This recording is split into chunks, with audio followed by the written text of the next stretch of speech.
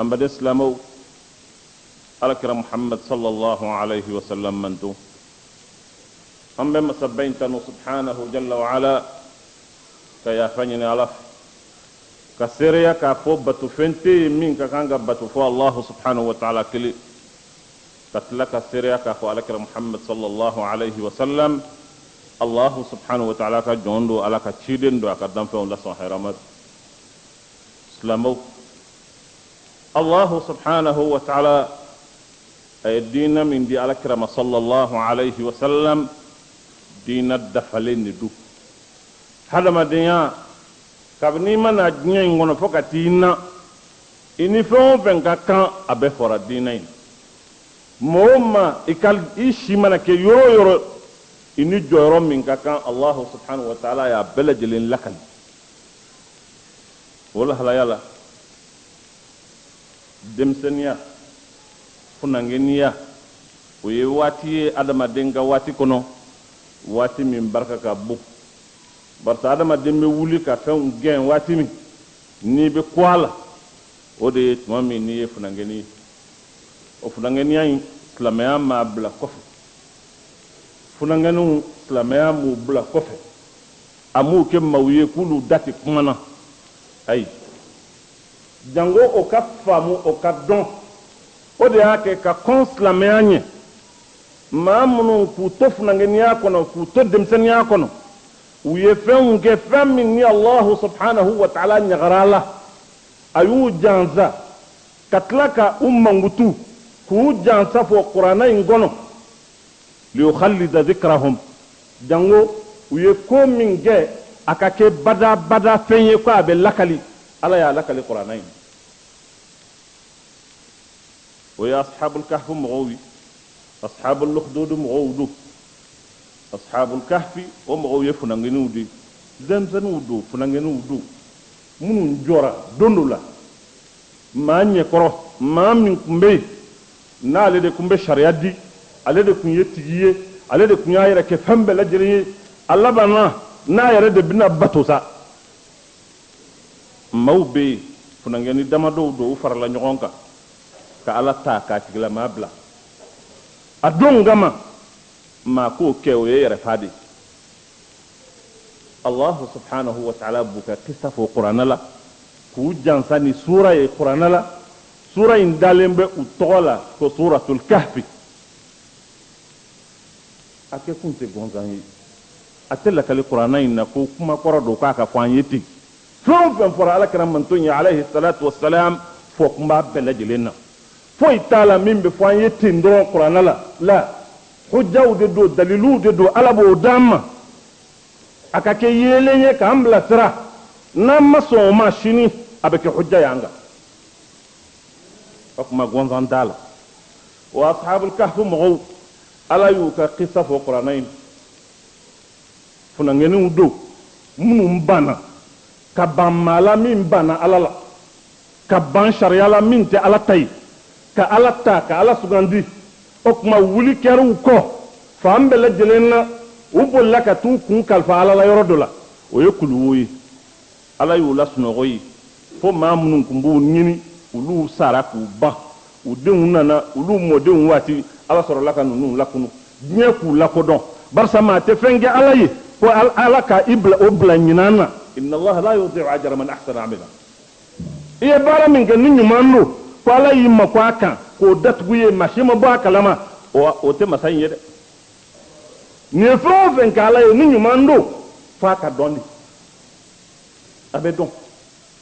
barsa barkada ala de masan fitri wala ya ala te ko min manaka ala to kola fa ka don na ma don mawtlela munun kumbe munun na kofe uluna don kari temena ya ayenin ke ala yi fo ka do ya ala kala dadi udala allah subhanahu wa ta'ala ayu ko fo qur'anaina hu jantani surai utoka ka fo umma ngutu ka fo mauka uladigi fo ka ta se qiyamama wa hiya sunnat allah wa ya allah subhanahu wa ta'ala ka sunnadi ni en mange abikela digi feyi islamau nim funangani nunu mami nu ka jamana hama wulila unof ubul laka tu kan kalfa alala Allah subhanahu wa ta'ala yu ko fo qur'ana katlaku mangutu ko demsenu do be bara inke do ala ko nahnu naqussu alayka naba'ahum bil haqq ako kirama alayhi salatu wassalam nim fulangenin nu ulu yere kibariya ye fami ye tigi tigi mbonya finyana innahum fityatun amanu bi rabbihim wa zidnahum huda demzanu do wuli man yara Allah wuli man yara ala ko nya jidu ye bartani li man yara Allah ala bi jidu li man yala Allah subhanahu wa ta'ala ko warabatna ala qulubihim idh qamu idh qamu masa subhanahu wa ta'ala ko kanye li man yayi kudu tukun sirinai ku yere kanu do nyona ku te nyon bla foila idh nga okeru ye watijme idh qamu o koy medima o watide wo idh qamu laysa idh jalasu aw idh namu bal idh qamu نعم إذ قاموا الله سبحانه وتعالى كان لمن يندوما كاكو تالاي كاكو تمزري أو كدممو نفه إذ من قاموا يا أمة محمد صلى الله عليه وسلم ليس إذ ناموا إذ قاموا الله سبحانه وتعالى كنت ممنو لكو جو أكنا أكدون كفوكوين ka ida o te ala ka dina ingla ay ka uda ka usembo kola o te ala ka dina ingla Allah taala ye num mangutu ako izqamu mamnu nu jora usem blaka ku nyeshi mauma munum bana alala ukuma faqalu yu kanto bi mil'i fihim ku dafa nyana ka fo qalu rabbuna rabbus samawati wal ard kabira atigla mola ete alayi on tigi aladi masami yesangulu dla na yedu kulu indla wodi antigi wa ambo debatu ete batu anfa mami nu farnyana kanyeshi fama maka kuma mvo o kuma de bembembe o keru nofe nu wulla kata do kulu wola ni ala yu lasno goy katla kana ni qisain toy al muhim ma faka min fo wajhu ندائي إلى الشباب شباب الإسلام وشباب المسلمين وشباب محمد عليه الصلاة والسلام كما يمنيشي سلاميا فنانجنوما كان يشي على كرام منطوين فنانجنوما عليه الصلاة والسلام أكافا ممن دمنا نيالا يومانغو تقرانينا ومودا ومسيجي تدغو كنا كشي تلنجلا كشي من كولا لا ala yu mangutu iz qamu mamnu la pujo ala ka dina ye yu mangutu soro wati de lakin nahnu madha naqul aw tayjmi bala jelembe kuludo la ni mami yaka gouvernement la abe makele mwala ko jeunesse ani sport jeunesse هذا هو الاهتمام كون يجنسي ani sport jeunesse ani farikulo nyeneje okuma ukaboli ukabalon da ni yaanga demsenu wiye gringa jona kwante so ibita so ukabalon tan kene de mene nuna خلاص شغلوهم ودو شغللا وكان شغل ديننا وكان شغل سبكلا اي وكان شغل تلونيلا شغلوهم وشغل تلونيلا دمال نيانغا بالاني فوروي ولا نيانغا كونسير كيروي ولا نيانغا فين نيويه كغرين كومينا ابتا سرو كو دبسنا شغلوا شباب الاسلام اسلام يادم سنو يو شغلا كو حكلو يلمه ku hakili bo dina ka jiru la ka fo dina tu kunangoe dina ye tokora ba fende la nabillahi ibrahim mami nana kam ho be nyona adab sallama kundo qur'ana bo la kala yi alla kali kunte gonzan yu qur'ana yo defo qalu sami'na fatan ni fata fora o edem sende mami imase hali bisaba la folo o de be wele ko fatan فتى يذكرهم يقال له إبراهيم ما من أكون ما من أولوك بكا أنغا بلو لغوشي أنتلو بك كمالندو مغانا كو كمالندو ودكا باراياي دومي وتارا بو وكا بلو نوكا جولا أبي تشرا أبي mugumura abe jansara mawe nyogo nyini ga joni ni ke anye ma do la kodon nale boli nun ko fotuma wutuma abu la bushidi okuma nu tinyana ma mi nyake we ni kamaleni uya mangutu ni kamale yadi alakra alayhi salatu wassalam badridu kira alayhi salatu wassalam ayadra pota kasri درapom min fami sabene mbaka wa la ilaha illa allah muhammadur rasulullah allah sallallahu alayhi wa sallam ay drapo inta ka di doma funangendo udun kamalendo udun tarikhu ya sabe ka fo adun ashibe samugana adira ma mimma chamimma ama ko yele ma bada البطل سهر رسول الله صلى الله عليه وسلم مبيد الكفار ما من نان يشرك كافرهم اتيكو يلمه اي درفو دام اي درفو اندي تشما كرير يا مانغوتو يرودو كرا كومدا درفو دي ادون اقول اعطين الرايه رجلا غدا يحبه الله ورسوله ويحب الله ورسوله ودي لك فما من غرو ويسيدنا علي addu'a ya sayyidina aliyu wele abejanga muka jama'tati akana kira ka darafo dama asabanin be minna la ilaha illa allah muhammadur rasulullah هذا هو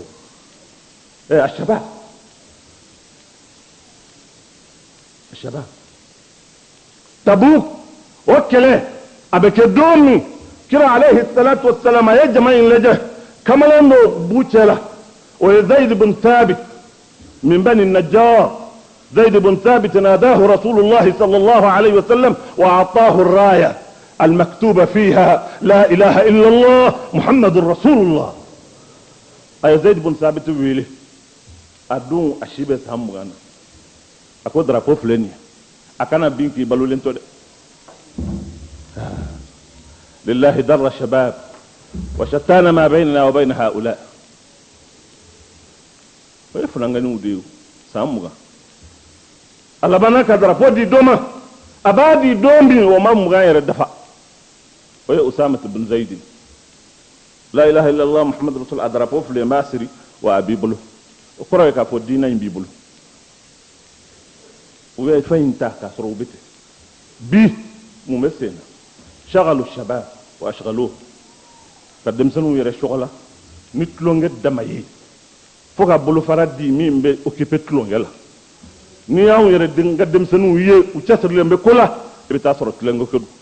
ni yu yekelela uni police ube nyogona gazi be fili ibe nyin ngalike mundo ko dem sanu be nyogon ka fo yoro mi ka balan fo ko do de ko ga bino yoro njo wala ko bino yoro nge misri ante jenai ko ma kan ka son koy o de shababu ka fay u chassar lembe famu naw yen na nyogona nawdi هؤلاء ليسوا بحماة للدين اما كان كلعبي كرا عليه الصلاة والسلام من دون فيه الخير من دون هرب على واتب هرب على كل نو شبابون نو ولو تمنا نغا وتبا هرب على واتب فرنجن نيما وتبا على كرا من دون عليه الصلاة والسلام فرنجن من مسان كو يرد على ما وتبا كرا من دون عليه الصلاة والسلام لأن الأمة فيها خير كل عصر وتوتنا نبتاسر هرب دوبي ودلم على كرام منتوين عليه الصلاة والسلام نال مغرى وبيقول وانا اناديكم يا شباب مبو فاوي فنغنو لا تكونوا لعبة اكنا كتلونغ منو يما وبلو بان يلمي كتاين في وبان يلمي كنا ينفي يلعبون بعقيدتنا ويلعبون بديننا ويلعبون بكرامتنا ويلعبون بكل شيء منا anga dina o yetlonge ubolo andambe yetlonge ubolo tambe la jele yetlonge ubolo an woni ye amba la tendro nu ya ngenge kata fami fe ambe la لازم ان نكون رجال ونقول بملء افواهنا لا من تو جماكلو نوما نكلا كادون لا اي نتكه ni mamun to do وبكي ما ورو سوي لا لازم أن نقرأ وأن نلقن الأبناء والشباب كلمة لا shababu ka kan ko kala aka do kungolo law na ka wuli ni min ye shara'un ga dinama o ye layi qoray o tetebe fo ka do hakilula mawno ka wuli o ka kan tabiyai laysa al-la'b wal kaza ngan ko lo shola yani soni o be damne yani soni dongo do be kupo do yarado wa dim tanu weli abu tasi go kuna o kupo be ban wa mu gambe dime wa tambe dum ma عنده مشروع ان فوينتي كلا ودسرا لا تكدلا بارا توبلو كادي dim tanu فورا شيتي فوق dim tanu بلا تلونغلا هي الحقيقه ودي تنيا فو مندي والحق لابد ان يقال نفنا تسكا توفو بلتين اي وتسكا توسينو لكن آن للشباب ان يستيقظوا شبابو دي سراسا ويركا كونوا تادو وبتامي اقول قولي هذا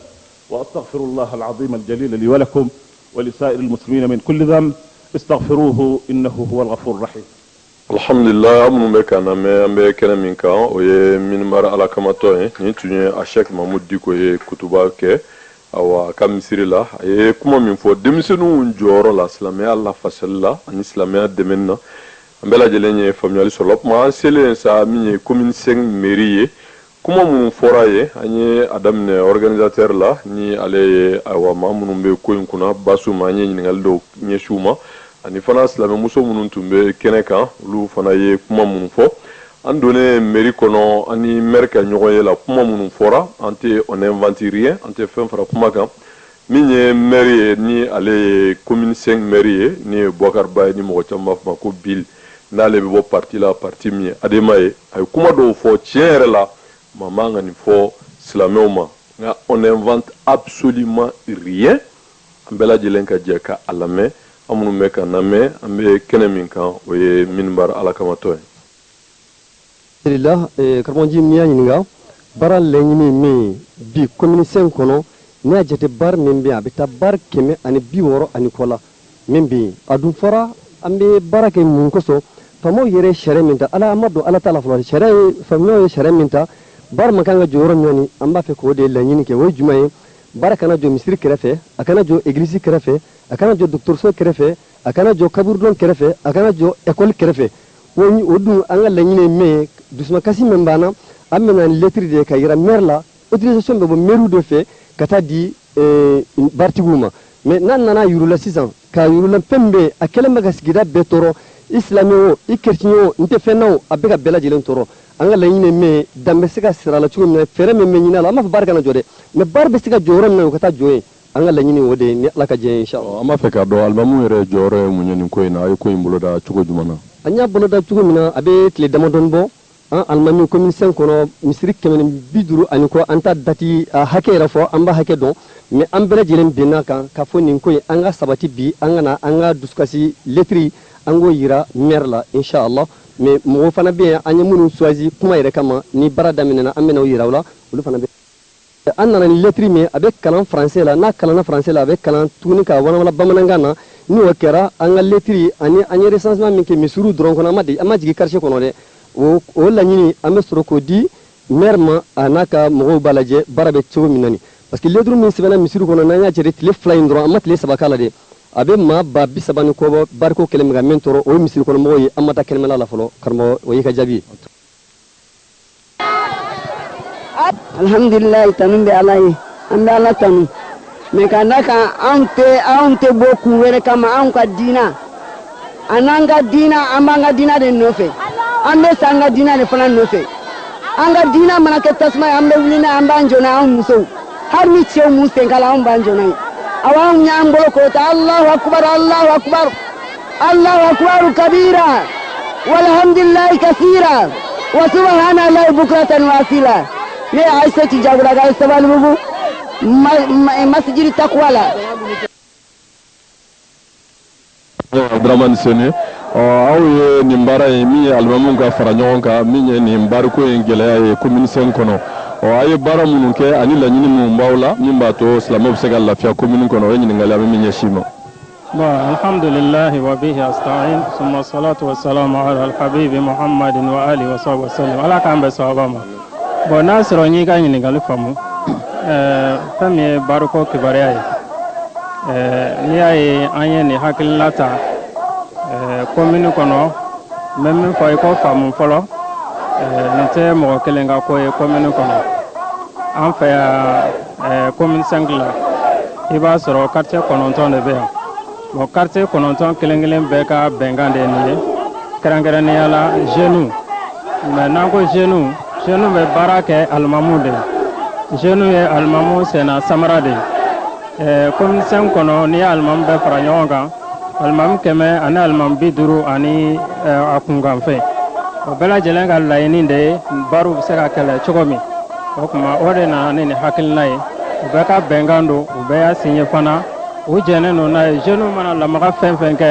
no be seka ben bar no wulili sababu ma ko lu jene no na o kandile no ama do de ato ayeni wulika jawla be ala sako iboya bana me ni galaba min nyashima o kon na ka ni sogo ya ira merla ni awa yɛlɛma ma don ko la est-ce que awa tɔw b'a fɔ ma plan B hakilila wɛrɛ baw la min bɛ se k'u wajibiya u ka baara kɛ ni sariya ye ka nin tɔɔrɔw ɲininka bɔ silamɛw kan. bon a fɔlɔ-fɔlɔ komi diɲɛ bɛ taabolo min kan sisan anw ye silamɛw de an tɛ se k'o dogo an bɛ waso n'o ye o de ka d'an ye fana mais diɲɛ bɛ taabolo min kan silamɛ n'i bɔra k'i b'i ka droit ɲini cogo dɔ la u na yɛlɛma ka don kɔrɔ wɛrɛ la o kama sariyaden dɔw bɛ o ye jamana yɛrɛ ka sariya ye an bɛ ka appliquer o de kan walasa baara ninnu bɛ se ka wuli cogo min. tiɲɛ don y'a fɔ cogo min an fana ye labɛn dɔw kɛ k'an ka plan dilan ka numéro sigi la plan A bɛ yen o de ye nin ye an filɛ min kɛnɛ kan bi o de y'an ka plan A ye ka bɔ ka n'an yɛrɛ yira k'an ka nisɔngoya yira discours bɛ na kalan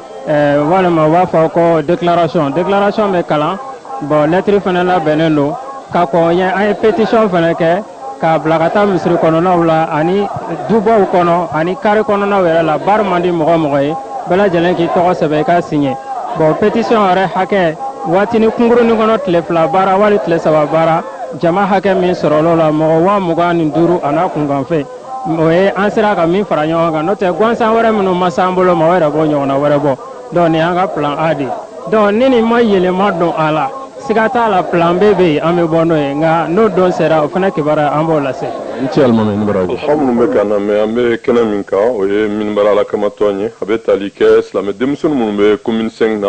an ka alimamiw ka yamaruya kɔnɔna la o ye wulikajɔ min kɛ awa commune 5 kɔnɔ min b'a to nin dulɔ jugu feere nin dulɔ min ani ka maaw ka sow yɛlɛma ka kɛ jɛnɛya sow ye o baara jugu min bɛ mɔgɔw ka duw kɔfɛ misiriw kɔfɛ kalanyɔrɔw kɔfɛ kaburudenw kɔfɛ o tɔɔrɔ in dantɛmɛ min bonyanen don sa kuma silamɛw bɛɛ lajɛlen y'a faamu k'a fɔ ko in sigi tɛ nafa ɲa ko la kuma silamɛw ye wulikajɔ min daminɛ commune 5 na an b'a jigin a tɛna da commune 5 ma nka an y'a fɔ kuma daminɛ na tuma min na sa an ye nin kuma ninnu fara ɲɔgɔn kan kabini awa misiri la n'o ye diko ye kuma min fɔ a y'o mɛn an selen commune 5 mairie da la an ye ɲininkali damadɔ min kɛ o ye nin ye nka sɔɔni min ye maire ka mɔgɔw ye ani polisi ɲɛmɔgɔ minnu bɛ yen u nana ko maire b'a ɲini ko ayiwa maa minnu nana nin jamakulu ninnu tɔgɔ la ko k'olu ka représentant ɲini k'olu ka don u b'olu kuma ɲɔgɔn ɲa awa nka donni kɔnɔna la laɲini dɔw tun bɛ yen min tun tɛ ladiriya ye a tun dabɔra janfa de kama ka ko dɔ ta min bɛ se ka kɛ sababu ye ka silamɛw ka nin élan kase cogo min na nka alaw taala ka dɛmɛ kɔnɔ kow tɛmɛna cogo min na ani kow kɛra cogo min na a ladiriya la an b'a bɛɛ lajɛlen na se nka an y'a kanu awa min b'a to min bɛ silamɛw nafa silamɛw bɛ se ka faamuya sɔrɔ cogo min na silamɛw bɛ se k'u ka laɲini sɔrɔ cogo min o de y'an ka laɲini an y'a fɔ ko ninnu tɛ mɔgɔ neni ye mɔgɔ dɔgɔya tɛ gɔngɔrɔ fili tɛ a laɲini ye min ye silamɛw ka bɔ kunnafoni kalama silamɛw ka kan ka jɔ jɔyɔrɔ min na diinɛ ɲɛmɔgɔw kɔfɛ maa minnu b'a fɛ ka diinɛ in dɛmɛ ala yɛrɛ jati kama ala kira alayhi salatu wasalam kama awa silamɛya yɛrɛ bɛ se ka sabati cogo min na laada ɲumanw bɛ tanga cogo min na o baaraba min n'an ka karamɔgɔw n'an ka alimamiw b'o la awa an b'a jigin k'a fɔ maaw bɛ ka faamuyali caman sɔrɔ o kuma an mairie salle kɔnɔ kuma caman fɔra nka an k'a daminɛ maire yɛrɛ la min ye commune 5 maire ye n'ale de Boubacar Ba ye ne mɔgɔ caman b'a fɔ ko Bill a bɛ bɔ parti la parti min ye Adema an y'a fɔ a ye kuma dɔw fɔ kuma in kɔnɔ maa man ka nin fɔ silamɛw ma nka mɛn na ye mɛn tigi la an ka jɛ k'a ka kuma lamɛn kuma in kalima n'an sera ma an bɛ jɔ ka kɔrɔyali kɛ ka ɲɛsin a ma an bɛɛ lajɛlen ka jɛ k'a lamɛn aw minnu bɛ k'an lamɛn an bɛ kɛnɛ min kan o ye minibara alakamatɔn ye. a fɔlɔ tɛ n'an ni maaw bɛ sigi ka kuma yan a kɛra kɛlɛ ye misirida la a kɛra aw bɛ yafa ma bamanankan ka gɛlɛn sungurunba sow ye ou bien jatokow ni fɛnw ni barikow ye an y'o bɛɛ pɛrɛpɛrɛla tigɛ ninnu ye yan siɲɛ 3 n y'a ɲɛ 3 kɔnɔna na an ko n y'a ye n y'a mɛn n ye n bolo da kan fɛn 3 de don u tɛ kelen ye ni musomaninw ka jatoya don brigade de merci bɛ olu de ka baara don n'a digira somɔgɔ la a bɛ sɛbɛn tigɛ ka taa n'a ye brigade b'a ka enquête kɛ sariya y'o de sigi n ko ka baga waliden ma k'a fɔ n y'a mɛn ko ni sɛn b'a la t'a fɔ a somɔgɔw ye n'a somɔgɔw dɛsɛra la i bɛ taa brigade de merci la wala i bɛ taa procureur bara i bɛ taa plainte déposer k'a fɔ ko nin man ɲi n ko min ye baarikow ye anw tɛ sɛbɛn di mɔgɔ ma k'a fɔ baara dayɛlɛ service wɛrɛ de b'a fɔ ko ka baara dayɛlɛ u b'o ka enquête kɛ anw ka maaw bɛ wuli san kɔnɔ siɲɛ 3 siɲɛ 4 ka taa i n'a fɔ lawulikɛlaw ka taa mafilɛ ni sɛbɛn b'u bolo n'u yamaruyalen don ka sigi wala ni sigiɲɔgɔnw ye a fɔ ninnu ka mankan ka ca wala u ye nin kɛ an bɛ service da min n'a bɛ f'a ma ko office malien du tourisme et de l'hôtellerie OMATO olu ka direction régionale an b'u sɛbɛn k'a fɔ nin yɔrɔ in na degun bɛ yen a ye na mafilɛ aw de y'u yamaruya u ka sigi nka min ye ka sigiɲɔgɔnw tɔɔrɔ o b'anw de ka bolo kan n'an y'a mɛn an bɛ se i ma n'a tigi ma ka ko dalajɛ awɔ an b'a ɲini i fɛ i k'a datugu mais mairie se ka datugu a sariya t'an bolo an y'o fɔ k'o pɛrɛpɛrɛla tigɛ yan wa n ko sabanan min ka gɛlɛn an ma mɔgɔ tɛ se ka wuli ka bin sigi ɲɔgɔn kan a ka di n ye n b'i kɛlɛ n b'i bugɔ n bɛ jeli bɔ i la n k'o tɛ sariya si la donc ni ko b'aw ma wala a bɛ na aw b'anw sɛbɛn anw bɛ se procureur ma parce que ne ye maire min yɛrɛ sera yira ko je suis officier de police judiciaire donc n tɛ se ka ɲɛ tugu ko kan ni ko min a bɛ sariya sɔsɔ n y'o f'u ye u n'u ka cɛkɔrɔbaw ye yan siɲɛ 3 mais El Hadj Ɲangayo da sera ko dɔ ma kabini anw donna yan san 2 in ɲinan ye degun kɛra commune 5 na an ye diinɛ ɲɛmɔgɔ bɛɛ wele ani an ka maa minnu fana finitigiw n'u bɛ yan n'olu de bɛ lakanani kɛ gɛlɛya donna yɔrɔ yɔrɔ an b'u wele k'u bɛɛ sigi i ye silamɛ tɔn ɲɛmɔgɔ ye tɔn 2ba de bɛ yan n'an b'olu wele n'o ye o conseil ye n'o ye imama ye an b'u wele an bɛ pasteur ka mɔgɔw wele an bɛ catholique ka mɔgɔw wele an b'an ka dugutigiw ka coordinateur wele an b'a fɔ wa nin ko in bɛ yen a y'a ɲɛnabɔ hakilila fɛn bɛɛ bɛ bonya de kɔnɔ n'i y'a ye an ko an bɛ maa 3 maa 4 sugandi ka na o de y'a kɛ mankan kana bɔ a la donc an ka ɲɔgɔn bonya o de ka fisa adamadenya sira bɛɛ fɛ n b'o de ɲininka aw fɛ n'a ma ni min ye i bɛ se ka bɔ donc an ka ɲɔgɔn bonya o de ka fisa adamadenya sira bɛɛ fɛ n b'o de ɲininka aw fɛ n'a ma ni min ye i bɛ se ka bɔ diyagoya tɛ ko ye donc an ka ɲɔgɔn bonya o de ka fisa adamadenya sira bɛɛ fɛ n b'o de ɲininka aw fɛ n'a ma ni min ye i bɛ se ka bɔ diyagoya tɛ ko ye alhamdulillah an minnu bɛ k'an lamɛn an bɛ kɛnɛ min kan o ye minibara alakamatɔn ye nin ye commune 5 maire mankan ye ni a tɔgɔ Boubacar Ba ni mɔgɔ caman b'a dɔn Bill n'ale bɛ bɔ parti la parti min ye ADEMA ye kuma in bɛmɛ an bɛ sigi la karamɔgɔw de sigilen alimamuw de sigilen diinɛ ɲɛmɔgɔw de sigilen ninnu bɛɛ lajɛlen nana silamɛw ka hukumu de kɔnɔ u nana silamɛya bonya de kɔnɔ alimamuw de don dɔnnibagaw de don olu ka cidenw de don Bill ko ni sigi ma bɛn min ma n'a ma ni mɔgɔ min ye i bɛ se ka wuli ka bɔ diyagoya tɛ aw y'a mɛn kuma in fɔra ka taa ni ka segin o kuma bɛɛ lajɛlen y'a faamu sa ko in bɛ lahala min na laɲini minnu b'u la hakilila minnu b'u la u bɛ diinɛ in faamu cogo min silamɛw b'u bolo cogo min diinɛmɔgɔw b'u bolo cogo min na tubabu b'a fɔ min ma le mépris absolu nka komi Alahu Taala ka dɛmɛ kɔnɔ silamɛw ma kɛ maa ye maa minnu ni u ɲinɛn'u nakun kɔ an balimakɛ n'o tun bɛ yen n'o ye Kimiri ye ni ale ye radio danbe maa ye ni a directeur don ale ye kuma ɲini o kuma dira ma a yɛrɛ tun ko kuma yɛrɛ tɛ yen ko an nana ni papier min ye dɔrɔn an k'o di o kuma an ka wuli ka taa olu ma sɔn o ma u y'a ɲini a ka sabali a ko bon ko mɔgɔ kelen bɛ se ka kuma o mɔgɔ kelen kuma kɔnɔna la o de na kɛ sababu ye ala y'a dɛmɛ a ye faamuyali kɛ an ka jɛ ka kemuru lamɛn an bɛ kɛnɛ min kan o ye minimara lakamatɔ ye.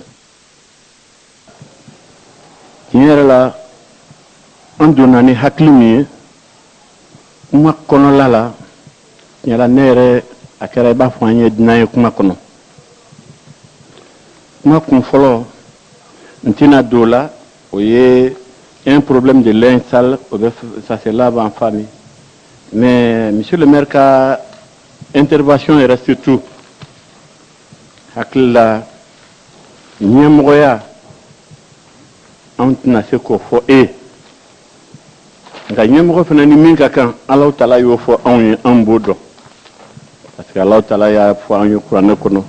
maa o maa n'i ko i limaniyalen don ka Alahu Taala bonya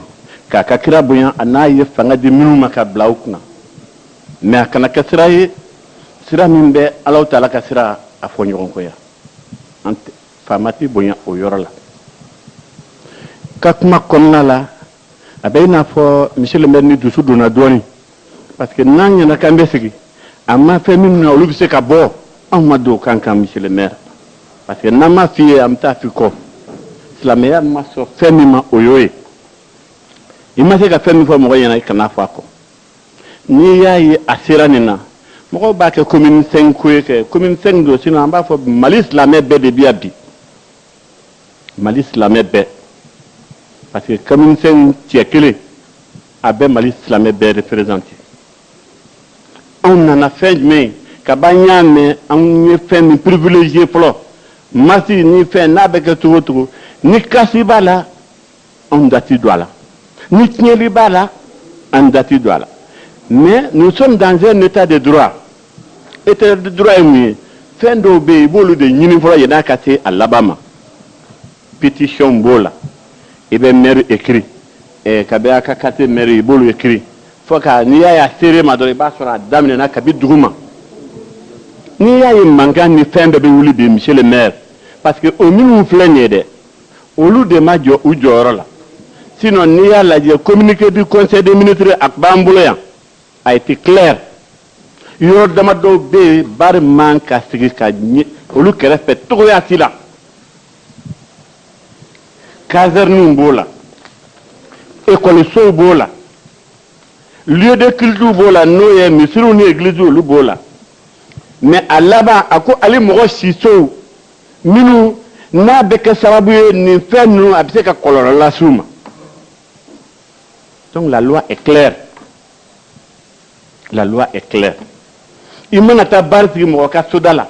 baara min don ka tila ka na laban ni lieu de jouissance ye k'a daminɛ samedi dimanche a kɛrɛfɛ mɔgɔ ninnu si tɛ ka sunɔgɔ buru ni fɛn ninnu fɛ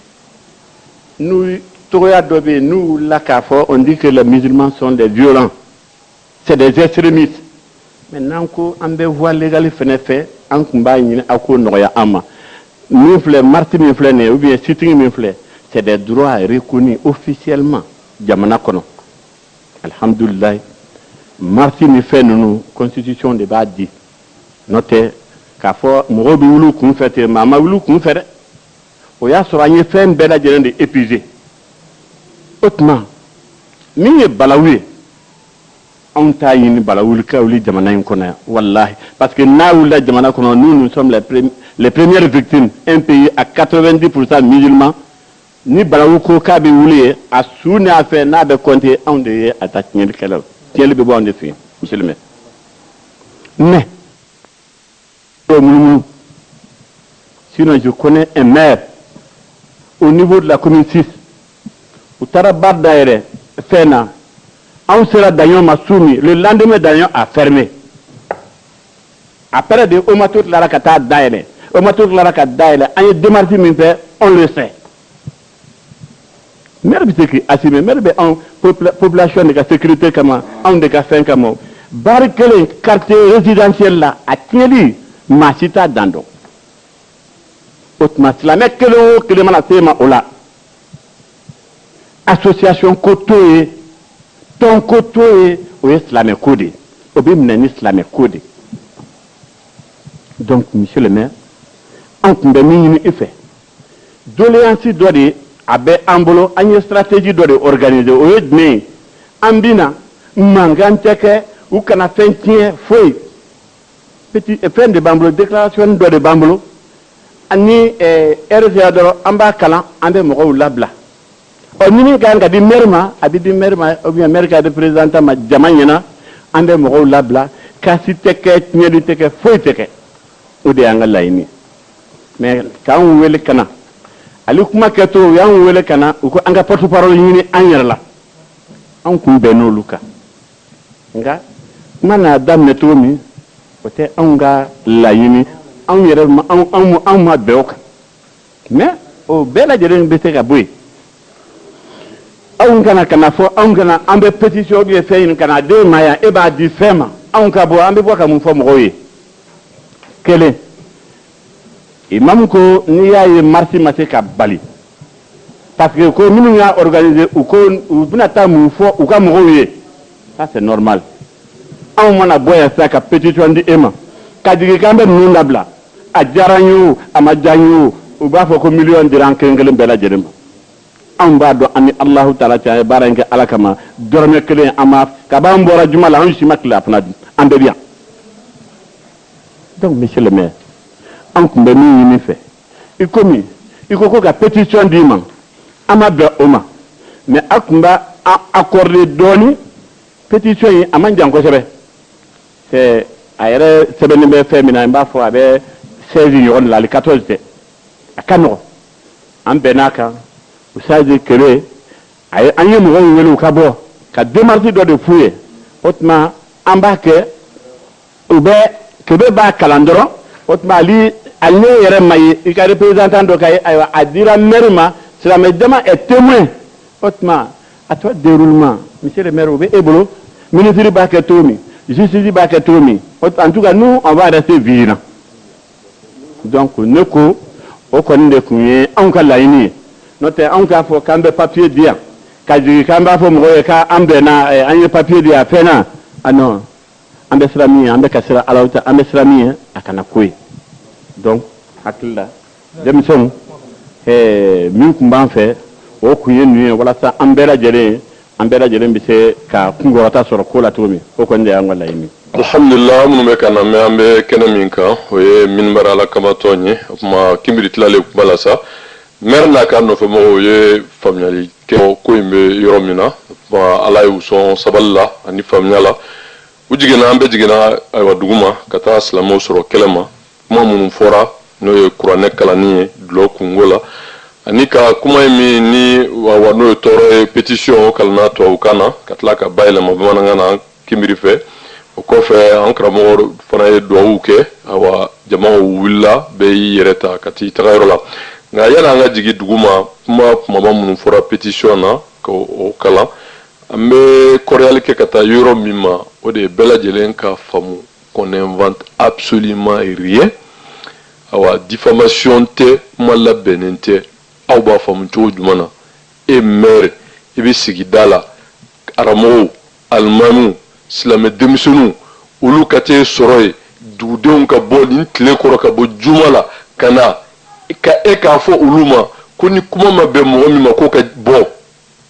bon aw yɛrɛ k'a lajɛ c'est à dire ninnu ye ko de ye fo silamɛw ka nin faamu c'était mépris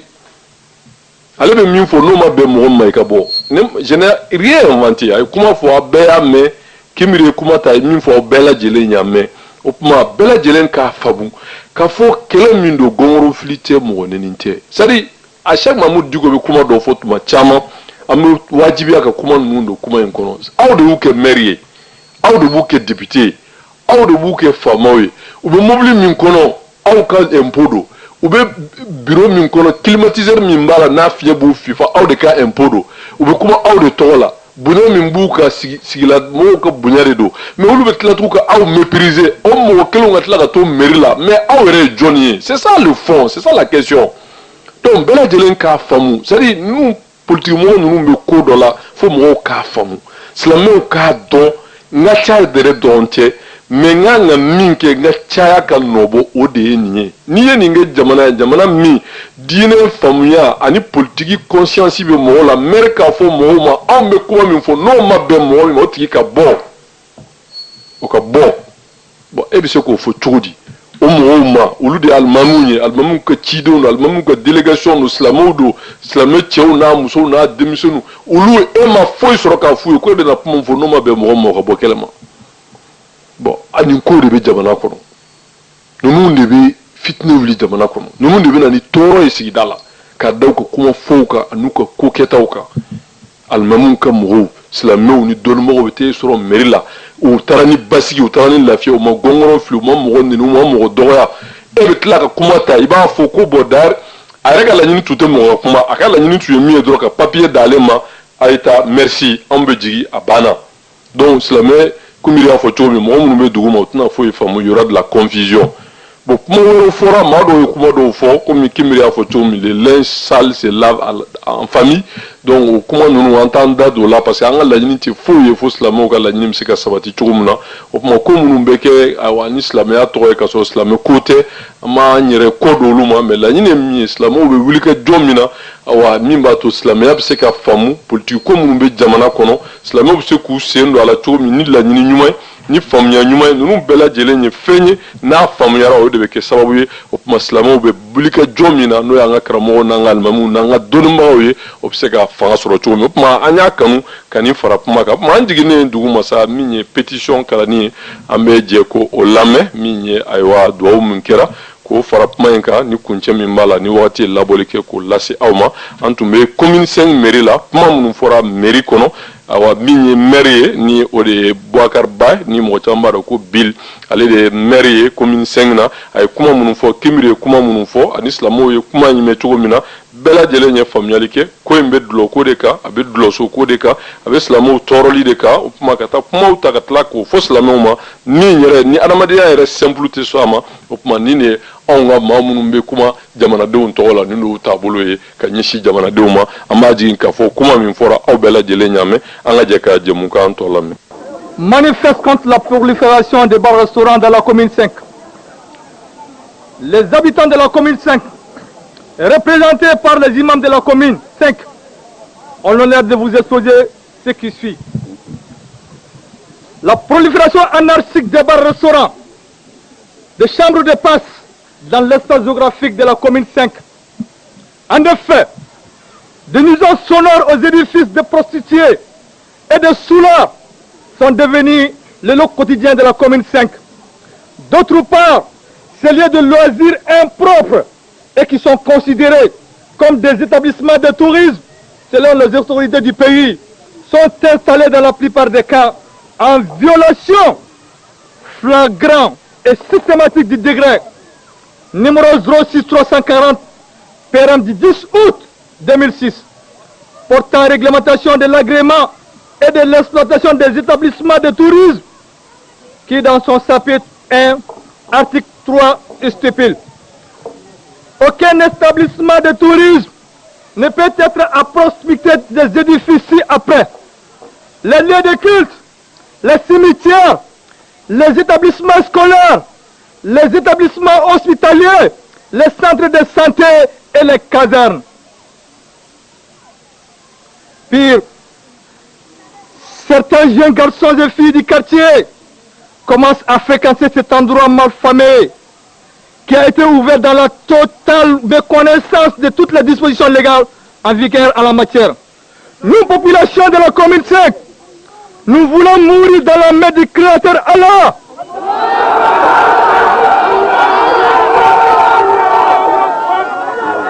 Que de mourir dans sa colère qui tombera à cause de la prolifération des bars-restaurants.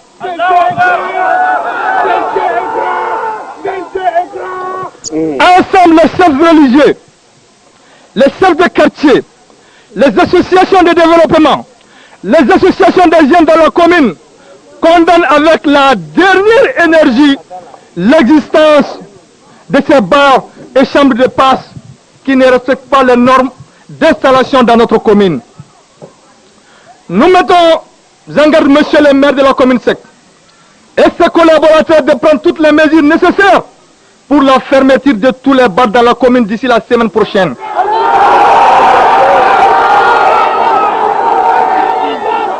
À défaut de quoi, nous passerons à notre plan B. Nous mettons également en garde qui en leur temps au pouvoir, ont favorisé cette prolifération des bars. Dans l'espoir que vous allez rapidement prendre des dispositions utiles conformément à votre diligence habituelle. Vive le Mali uni, vive la patrie, vive la République.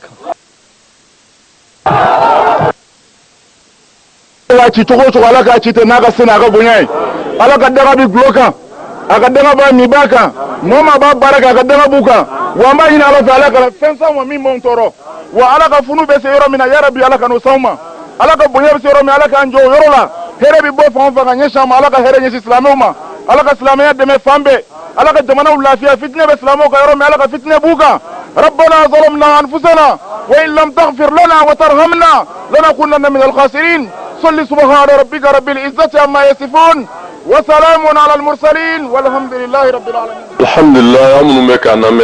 أمي كلامك من برا لكما توني أمي أمال مسلم كلا جيجي كفو نينجا مكان يتالي كفمينا ودي إسلامي دمسون ممي كومين سننا بمكو ديستريك لا ulu ye wuli ka jɔ min kɛ awa min ye dulɔso ni dulɔmiyɔrɔw ani ka maaw ka du yɛlɛma k'a kɛ jɛnɛyaso ye nin baarajuguba min bɛ jamana in kɔnɔ kɛrɛnkɛrɛnna bamakɔ awa komini 5 silamɛ denmisɛnnin minnu bɛ an ka alimamuw kɔ n'o ye imamaw ye olu ye wuli ka jɔ min kɛ awa min b'a to nin dulɔso dan tɛmɛnen ni nin baariso ani nin jogojugu min n'a walakatalen don aw bɛɛ lajɛlen b'a kalama ka dulɔw feere ka dulɔw min ka plakiw kɛ dulɔ plakiw ye ka mɔgɔw ka sow ta k'a bɛɛ kɛ dulɔso ni dulɔmiyɔrɔ ye laɲini minnu b'a la bɛɛ lajɛlen y'a faamu ko ye ɲɛ de ka silamɛw ka du ci ka silamɛya tiɲɛ jamana in kɔnɔ a bɛɛ lajɛlen ye fɛn min ye on fait un lien parce que a bɛɛ lajɛlen b'a kalama a bɛ ɲini ka san 1 a cayara fo san 2 an bɛ don la min ye kɔdijuguba min n'u y'a voté n'a laɲini ye ka jɛnɛya k'o légaliser duw kɔnɔ ka dangaden ni dulɔmina ni jɛnɛyaden ani halaladen ka bɛɛ kɛ kelen o y'o baarajuguba min k'u fara ɲɔgɔn kan ala ka dɛmɛ kɔnɔ karamɔgɔw ni alimamuw ni dɔnnibagaw ye wulikajɔba min kɛ o kɛra sababu ye o reculer la nka u ye baara in ta ka décentraliser k'a di maire ma ani maa minnu tɛ ala fɛ u tɛ ala kɛrɛ fɛ alayhi salatu wasalam laada ɲuman ko t'u ka ko ye ani a b'a fɔ minnu ma k'a fɔ awa tubabuw dɛmɛbaga tɔnjuguba minnu b'an ka jamanaw kɔnɔ n'u bɛ ayiwa fɔ ko droit de l'homme droit des femmes droit des enfants olu ka nin kulujuguba minnu bɛ yen n'a nana silamɛya de kɛlɛli kama n'a nana an ka alimamiw kɛlɛli de kama n'an ka misiriw cili de kama nka u tɛ se k'o f'u da la u bɛ na ni politikiw de ye awa n'i ye quartier bɛɛ kɛ dulɔso ye ka quartier bɛɛ kɛ dulɔmina ye ka du bɛɛ kɛ jɛnɛyaso ye o tuma misiri bɛ wele fu mɔgɔ tɛ taa parce que silamɛden minnu kan ka taa n'olu kɛra dulɔmina u kɛra dulɔmina u kɛra dulɔfeerela u kɛra dulɔden o tuma an b'a bɛɛ lajɛlen b'a dɔn k'a fɔ o silamɛw ka du cilen o y'a daminɛ telesow la ka tele programme bɛɛ ta ka kɛ dulɔ programme ni jɛnɛya programme ye ala ka dɛmɛ kɔnɔ silamɛw ye wulikajɔw ni hakilila minnu fɔ ka baara wɛrɛw boloda n'o ye wajulu kɛnɛw ye n'o ye kalanw ni fɛnw ye ani misirijɔw ye o nana kɛ sababu ye u y'o baarajuguba min kɛ ala ka dɛmɛ kɔnɔ u ye laɲiniba min ɲinina na o ma se ka sabati a bɛɛ lajɛlen y'a faamu an bɛ jamana min kɔnɔ n'a fɔra k'a fɔ silamɛw bɛ fara ɲɔgɔn kan an b'o ye kɛ kuma in résumé awa n'o ye alimamuw ka cidenw ye olu ka fara ɲɔgɔn kan n'o ye an ka alimamuw n'an ka karamɔgɔw n'an ka dɔnnibagaw olu ka denmisɛnninw ka wuli ani alimami tɔn mɔgɔw ka wuli ani association mɔgɔw ka wuli ka taa maire sɔrɔ f'a ka mairie la ka taa fɔ a ye nin baarajugu min bɛ jamana kɔnɔ kɛrɛnkɛrɛnnen n'an ka sigida la n'o y'an ka commune ye k'a fɔ awa nin kɔni man d'an ye bonya kɔnɔ u ma gɔngɔrɔn fili u ma mɔgɔ neni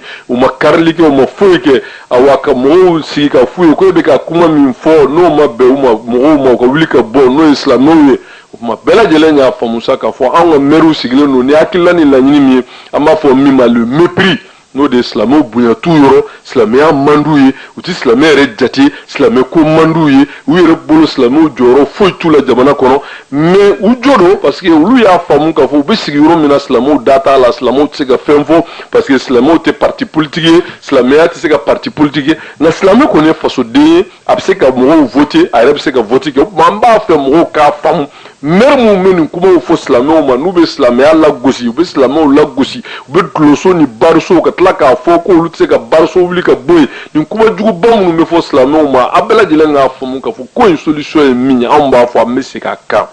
o hakilila min filɛ o de tunnen don mɔgɔ caman na mɔgɔw k'a faamu la dimension politique de la lutte la dimension politique de la lutte. Parce que tant qu'on m'a fait n'a qu'à intégrer à la démarche là, à parce que nous bisra ala nyobe ala fe be ala krafali salatu sallallahu alaihi ko ulu tislamia kele o tis juguduma kele mais mamu siglenta ala kula usiglenta ala kira kula alayhi salatu wassalam la ranyum tu ka koye mais ulu mo ta ko kuma la mo ta ko wulika jola ulu bisra minye fangani mimbu wulo be minula chugumi o ba ala sababu mindi ko mine o de ku wulika bo merila ou te wulika bo merila ni gongo filiye ou te wulika bo merila ni dajugo ni be wuli de ka ubi ou be benimi ku wuli ka boy vote la ku bi nous munu fleni yo dlo chaya la quartier ko ya chaya commune ka bunu sigira ka mairie la no yo bekra dlo mira bekra dlo fero ma ayo vote ku bi au bi c'est ça, c'est si simple que ça. C'est la meilleure mo beni la éveil de conscience o kuma islam dem suru meni wuli ka jomina ni mouvement ba min be ka ko famu ka wuli ka jom so ka bo dem suru ka bo clé koro depuis 2 heures duma jigine fo ka ta 16 heures ma o wuli ka jom min kera ka so ma dumuni ke ka ta ala ka dine en défend o min flo no famera to mina o kuma min élection ni islam o ka famu o bi se ka meru wuli to mi no e lo fere bawo ni lo de me bawo ni lo mina yu bi se ka wuli ka boy yoro nu na to mi kana ni mawo mamu be ala fo be ala krafa alayhi salatu wassalam islamia u ka ko islamia nyeta u ka ko ulu bi se ka mere nu soro to mina no kera c'est la proximité au kana sigi ka koto mawbulo mamu ka koti ala ko ka koti ala kra ko alayhi salatu wassalam ka koti la mon ko ma bela jele nya fa mu ka fo ni ko nu be bla hukumu min kono odeni ni islamo ya famu ka fo jamana insigren do système min ka no de démocratie ni do ko beje fanga ni do ko jemu fanga ka fo il faut exploiter le système à fond exploiter le système à fond te dore o de ka famu ko inte gongoro flier mo ne te dajugate opma au de bouke meroui au de bouke député au de bouke président c'est votre voix opma abu bi ni élection ni dore te o pour nous c'est aussi simple que ça donc nous be feigner nous be comptabiliser de ka déterminer kula meru mun be islamu deme glo bulu ni glomina ni génération wuli la ulu meru kanga donc recenser opma islamu ka korea nyuma ngato mamun fa be fangani nu be silim misiru ko ala ko kadu islam ya kadu ka déterminer ko munte ala futa ala krafa ala ça tel rajman ko fait mais abu bi ni vote de donc ça c'est aussi simple que ça amina do élection de Europe nous be témoin nous be déterminer au moment opportun on va tenir compte de tout ça kuma kuncela bela jilen ya fa muslimo yo wilika jomi ke commune sengina minye dlo mini dlo fereni awa jugu ni ka mo ga duel ma ke jene so yi ni mbara jugu bamnu misigida la avec la complicité des mairies awa des maires o biseka wili chomina ala ka demen kono o wilika jomi ni islamo bola mbaji nga fo mo be ko fama commune sengina ke chomi commune beka nga ke to ke sababu yi ma fo ma assainissement dans les communes. Assalamu alaikum wa rahmatullahi wa barakatuh.